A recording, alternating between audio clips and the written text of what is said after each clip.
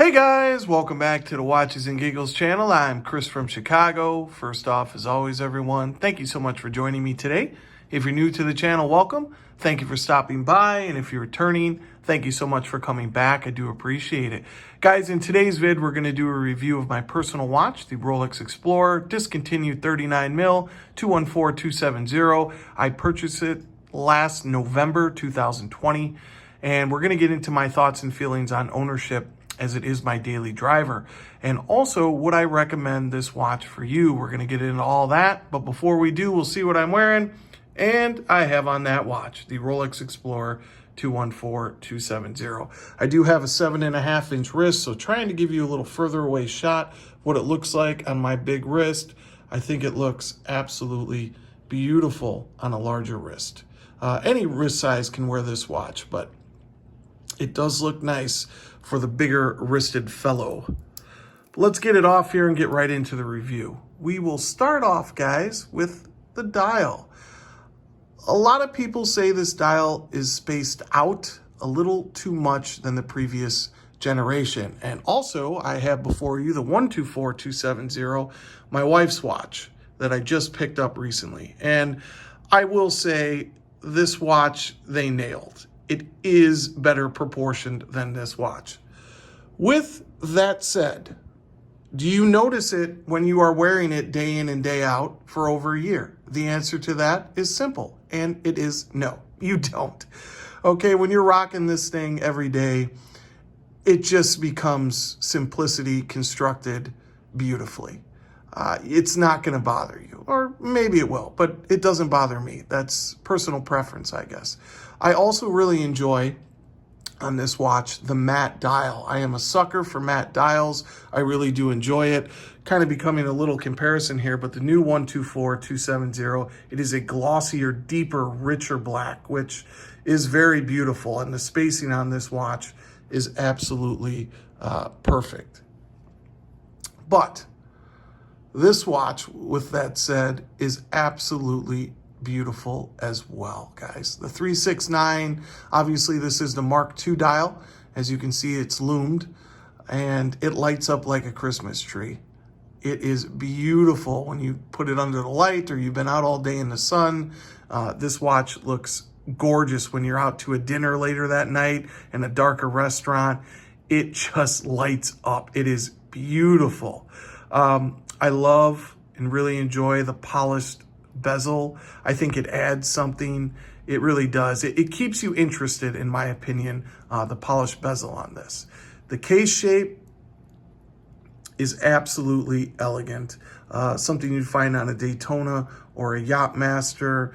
It's just a more elegant case than the Submariner or a GMT, which is a little more slab-sided. This baby has some sexy curves on it, and I appreciate it. It definitely is a more elegant case shape, in my opinion, than those Steel Sports Professional models. The bracelet, guys, what can I say? It's probably the best bracelet in the business.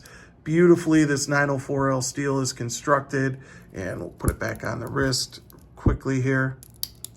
It just drapes on the wrist absolutely beautiful. The clasp is obviously a lot smaller than you'll get on the Submariner. Similar size to the GMT, but beautiful, beautiful fold-over clasp. I mean, it's just absolutely a joy to use, and the clicking sound, so satisfying. It really is. Case back, guys, not much to say. You know mostly about that. There is nothing on the case back. But this watch, guys, is so well balanced. When you're wearing it day in and day out, I love a watch that just kind of blends into you and you forget you're wearing it. And this is a watch that you will forget you're wearing, guys. It just wears so easy. Sits a little below 12 millimeters, which is absolutely beautiful. Definitely will slide under a cuff. Nothing to worry about there. You don't need any specially made cuffs for this watch, guys. It is not a chunky monkey. And it's just elegant, guys. It really is. It also is a little more under the radar, as let's be honest. I know everyone watching this will know what it is out in the wild. But for most people, they have no idea what this watch is. It just looks like a simple three-hander watch. And for a wind and wear, don't really care about the date. It doesn't get much better than this. It really doesn't. I don't have a lot of bad things to say about this watch, guys. I'm trying to find some cons to it. I guess a con could be some people think the dial is too big, looks like a dinner plate, and it's too spaced out. And with that said, the new watch is proportioned better. But again, going back to when you're wearing it day in and day out, it's not going to bug you. At least I don't think it will. It doesn't bug me. Now, another good thing about this watch. We all know Rolex prices are going through the roof. They recently just had a price increase. The new watch, the 124270, is now in American dollars, guys, 7,200. With that said, you can find this watch from a private seller. You know, if you look on eBay, Chrono24, maybe other places, for probably 9,000 to 9,500 used. If you want it minty, you know, with possibly some stickers on it, brand new, you're going to pay a hefty price, probably between 12, maybe 13 for unworn, maybe if you want it as an investment. But if you're looking for something to wear, this watch is probably one of the better deals right now that you can find, especially from a private seller. You know, if you can negotiate your little butt off, you might be able to get it for 8,500 or 9,000, you know. And with that said, you know, now that this watch went up to 7,200 in Chicago, tax is 10.25. Listen, you're pretty much 8,000 out the door for that new one.